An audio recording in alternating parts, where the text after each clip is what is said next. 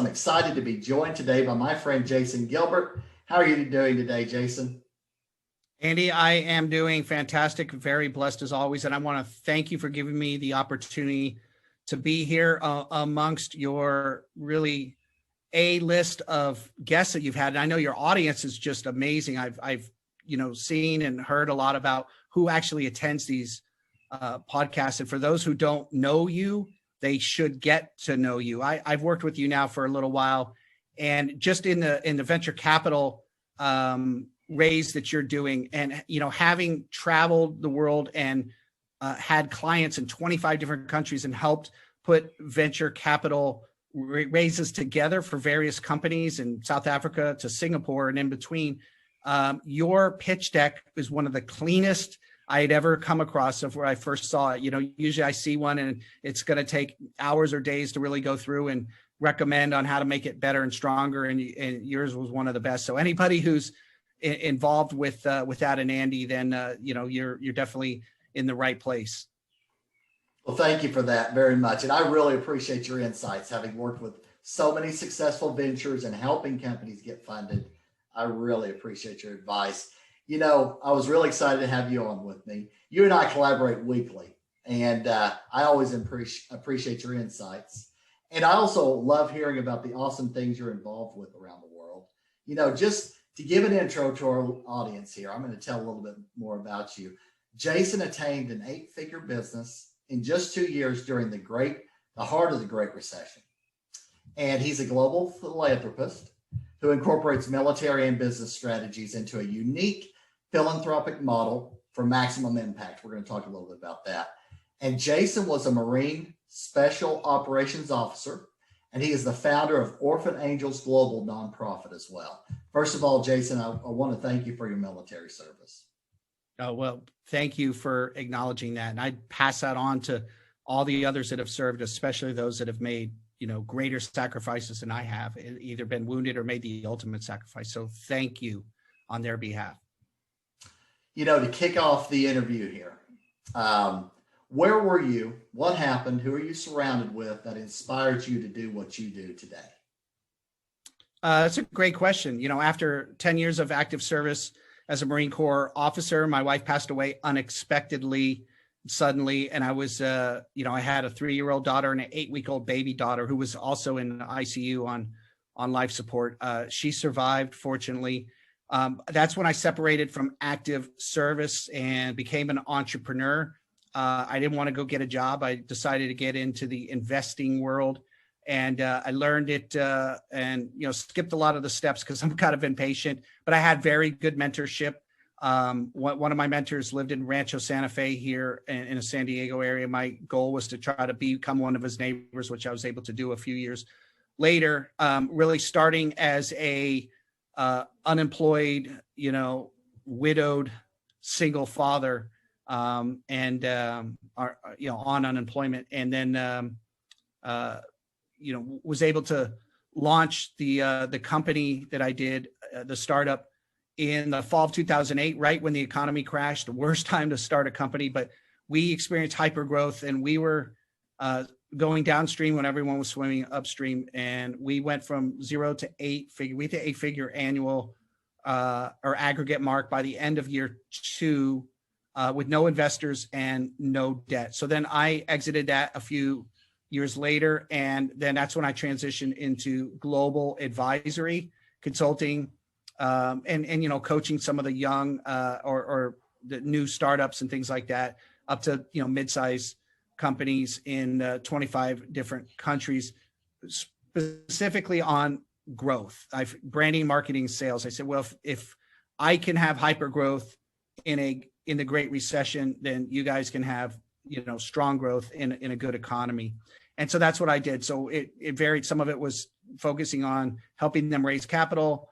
The rest of it, though, was branding, sales, and branding, marketing, sales, and a little bit of operations as well. Having been a 8-figure CEO, I could give them some good advice on that. So that was a really good experience. A lot of global travel, and then I recently transitioned from that into philanthropy full time because of just the need to do and the desire to make a bigger impact in a bigger way. But also I had a near-death accident, not last, but the Thanksgiving before that. My daughter and I were driving home from the airport and hit a drunk driver on the interstate head on in his pickup truck at night with his lights off that we never saw. And then seconds later, we were hit from behind by another pickup truck at full speed. And, so we both ended up in the ICU. I had brain injury and other injuries. And, my daughter had lots of broken bones, back, collarbones, ribs, pins in a lot of places, and ruptured lung or collapsed lung and a ruptured heart, which the heart surgeon miraculously saved her life. And, so we were recovering from that. And I figured, well, I'm not in a position to really run anything that involved having to honor commitments to clients or customers or anyone in between. So I decided to really focus on philanthropy. So while I was in recovery, I built an orphanage in Africa.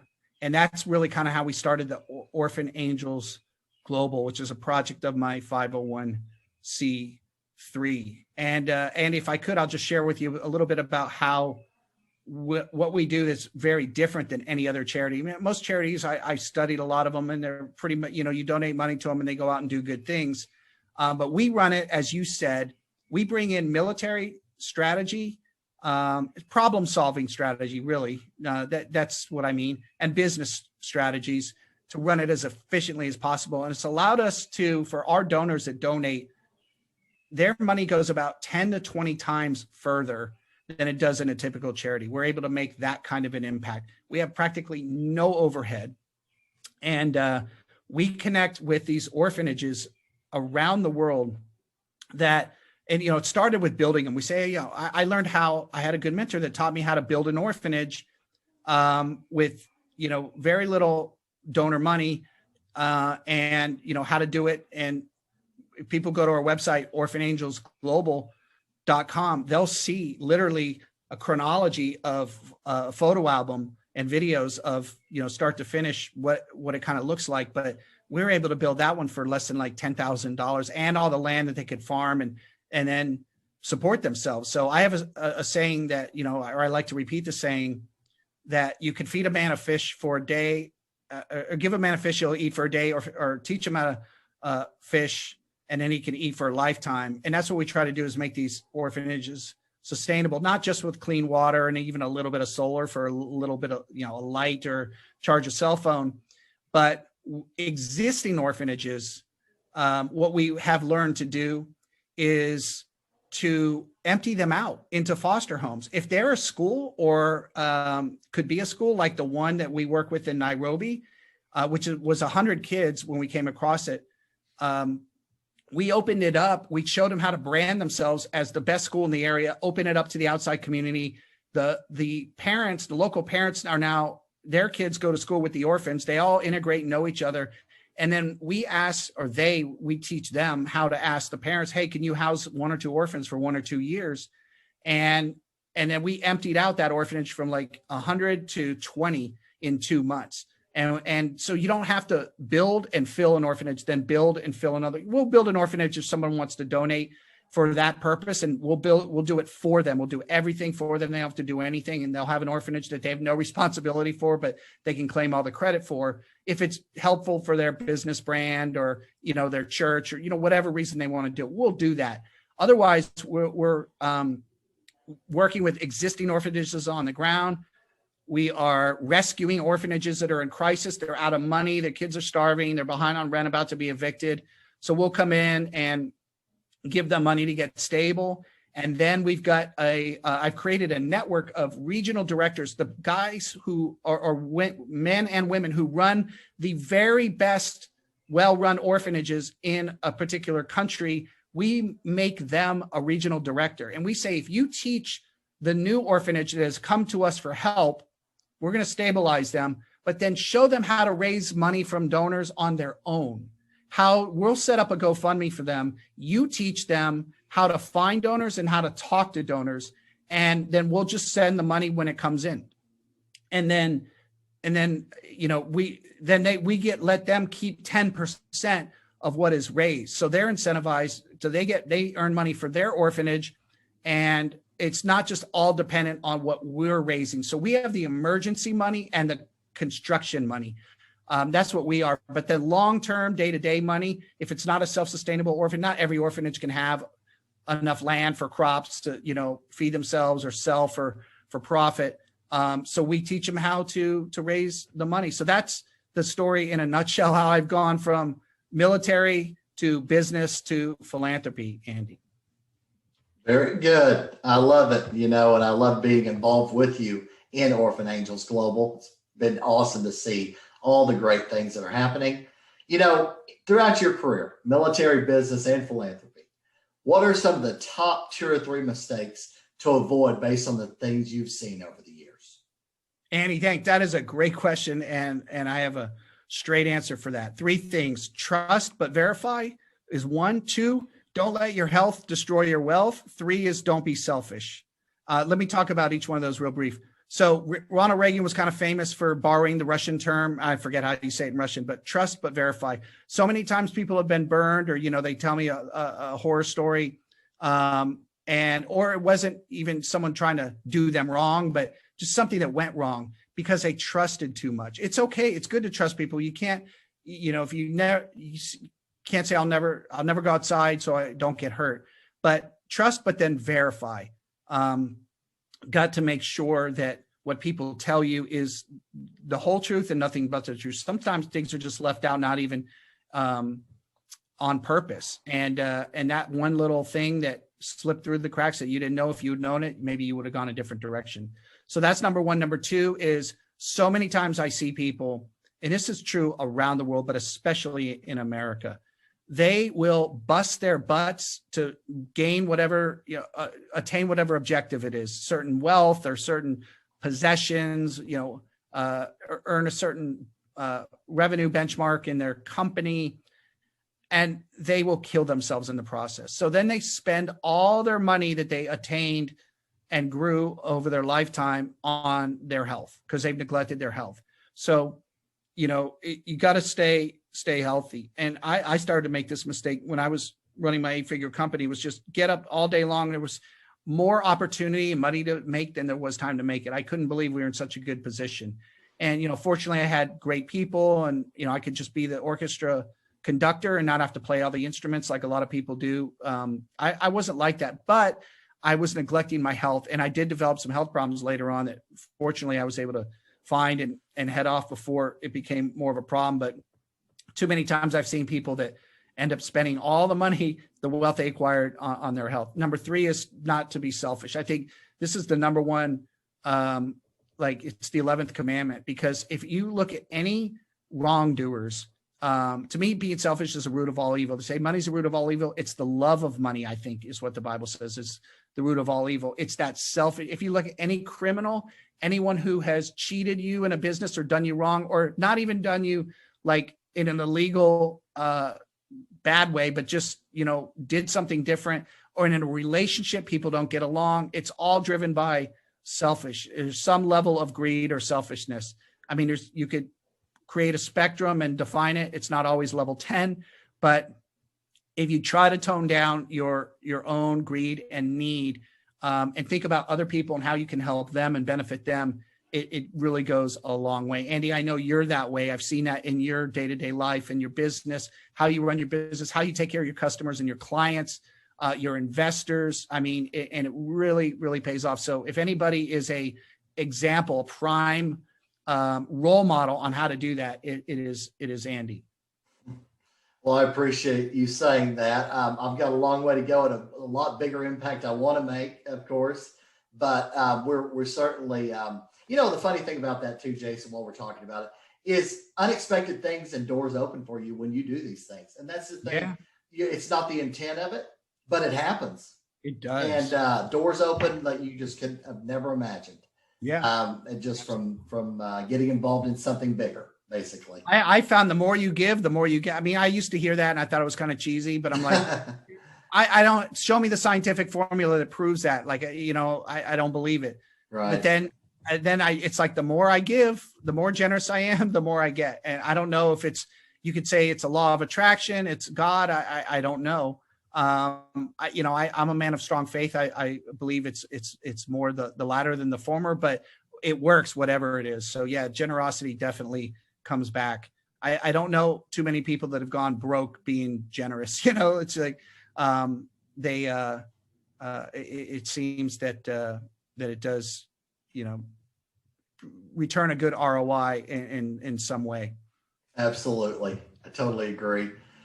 So on the flip side of that, over your career, what are some of the top success secrets that you've seen that others can model from? Yeah, 3 success secrets. Another great question. So I can tell you that right off the top. Number 1 is to know your why, your purpose. Number 2, always start with the end in mind and work backwards. And number 3 is to be able to master leveraging relational capital. So let me talk about each one of those real brief. Knowing your why is just your purpose. If you got to be purpose driven, like what is your goal? What is the number 1 thing that you are trying to attain? Is it just a benchmark of wealth? Is it more than that? Is it something you want to do with the wealth? Are you trying to get wealthy because you want to create more free time? Okay, then are you in your business or you're investing? Are you doing things that are taking up all your time instead of maybe delegating, the things that you don't have to do so that you can focus on the things that you do best? There's a lot of different ways. Once you start looking at everything through that prism, hey, is what I'm doing, this decision I'm making today, big, small, short-term, long-term, how is it look at it through that filter, that lens. How is it affecting my why? Is it supporting my purpose? Number 2, starting with the end in mind and working backwards. So many times I've seen people, they're just reactive or they're just winging it. They're maybe successful or making progress in what they're doing, but I ask them what the long-term goal is. Like I'll say, what's your exit strategy? Gee, I don't know. I haven't thought of that. It's like we did on the battlefield. When we plan a battle, you start with what victory looks like and then work backwards. What's one step before that? What's one step before that? What's one step? Work your way backwards. They do it in politics and campaigns. They do it in a business. You should do that. Pretty much with everything, just about everything in your life that requires any kind of a plan, start with the end in mind. Define success. What is it? What does victory standing on top of that hill look like? Whether it's, business, philanthropy, or anything else in between, and then work backwards. And then 3rd is to leverage relational capital. People that can do that, it's not scientific. So it's not like you can just, study the formula and do it. You have to practice it, but to be able to create good, strong relationships with people, and know when to say no, and surround yourself. It's quality, not quantity. I'm a very quality person. So I guard my time very carefully, and I only surround myself with the best and the brightest. Say if you're the smartest one in the room, you're in the wrong room. But I try to keep my inner circle very, very small and very high level. And then, then those are the valuable relationships. And then you're not wasting time with others that maybe aren't at the same level that can help you achieve what you need to achieve, and vice versa. Again, you want to, how can I help them? There's nothing better than helping somebody who's a level or 10 above you, because it's going to come back 9 times out of 10 and benefit you in a tremendous way. Absolutely. So know your why, start with the end in mind, and leverage relational capital. Very good. Well, how can we support you, Jason? What can we do to help you? Oh, well, thank you for asking. I mean, if anybody wants, I'm just focused on philanthropy right now. I'm not looking to raise money for a business or sell a product.